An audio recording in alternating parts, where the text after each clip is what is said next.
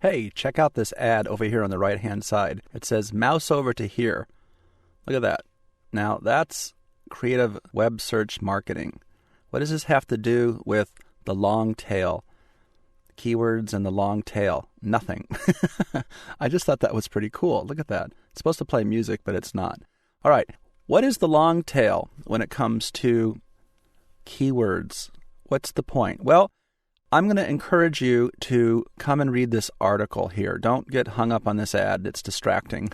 But if you go over to Wired.com, Wired Magazine, and if you can stop your movie and come up here and check out the URL up here, that's great. I might as well read it to you real quick. Wired.com/archive/12.10/tail.html. Hopefully you can see this.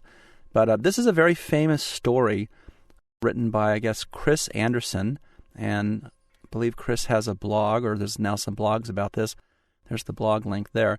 But Chris wrote a really good article about something called the long tail. Now, I'm not going to go into all that detail about it, but it starts right here about a book that someone wrote and how it had a niche market. And that's really what we're talking about. So let's go over here and click on one of these little illustrations so it'll give you some idea of what I'm talking about. And this is ultimately what I'd like you to come and study. And the anatomy of the long tail when it applies to keywords, and where I'm going in this video is that this graph is showing you like the most popular songs and how certain kinds of players like, say, Amazon or CD Now, I believe CD Now is still around, and the various players sell a lot of the most popular songs, and they do a phenomenal business doing that. They're capturing people for the most popular stuff. But there's all these niche players that have record stores or CD stores, and they capture not as much as, say, the most popular CD by a recording artist or selling CDs or downloads of music or what have you like that, but this long tail approach is that the people who tend to sell in the niche market and go broad actually sell more than the most popular sites. Now, I hope I'm explaining this correctly. It behooves you to read the story. The bottom line is, as applied to keywords, it works like this. And I'm going to give you a great example here in just a minute. If you are trying to optimize a website for the most popular keywords, you may get some hits. You may get some significant hits. But you're competing with lots and lots of other players for the space in the SERPs to sell for highly, highly competitive keywords. But if you take yourself down several notches and optimize client sites, your site, company sites for niche keywords, and if you go broad, meaning you have more pages that are showing up in the SERPs for people over broad keywords, meaning a lot more pages for keywords than shallow pages for the highest competitive pages, you're going to do better.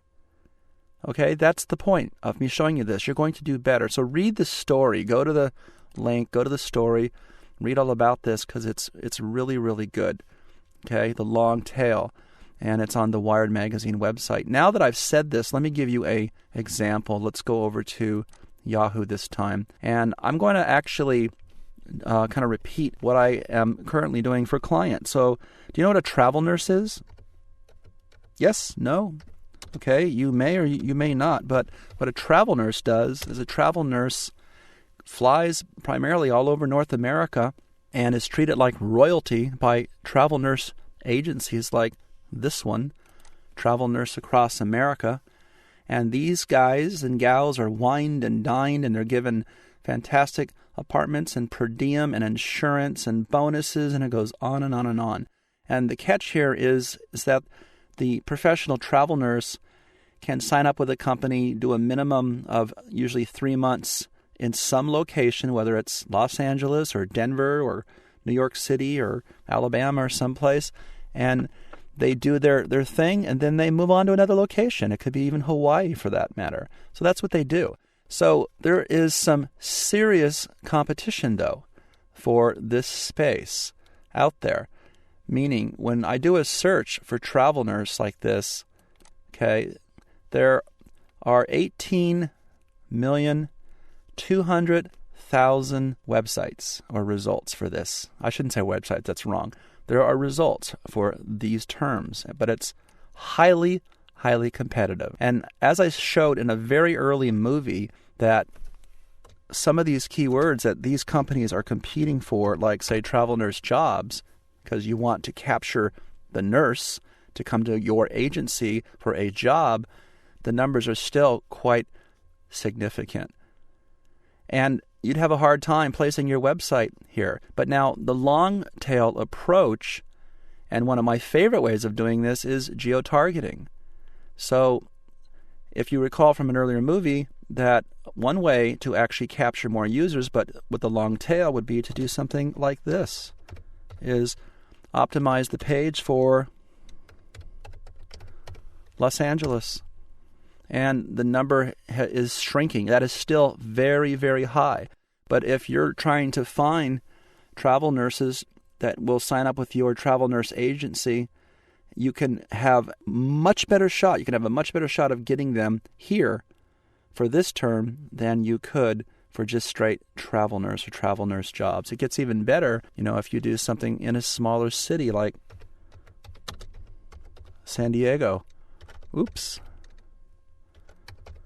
It's late, you guys. I'm having trouble typing right now. So now we're down to 707,000 listings. So a travel nurse company could get some good business and get some potential very high ranks in here for these. In fact, this is probably really good. Travel nurse job San Diego, because I don't even see any good keywords lined up here. Even California made it in there. All right, there's the first one down there. So there's a good shot that someone could optimize and capture this organic listing. There you have it. Learn about the long tail as it applies to SEO.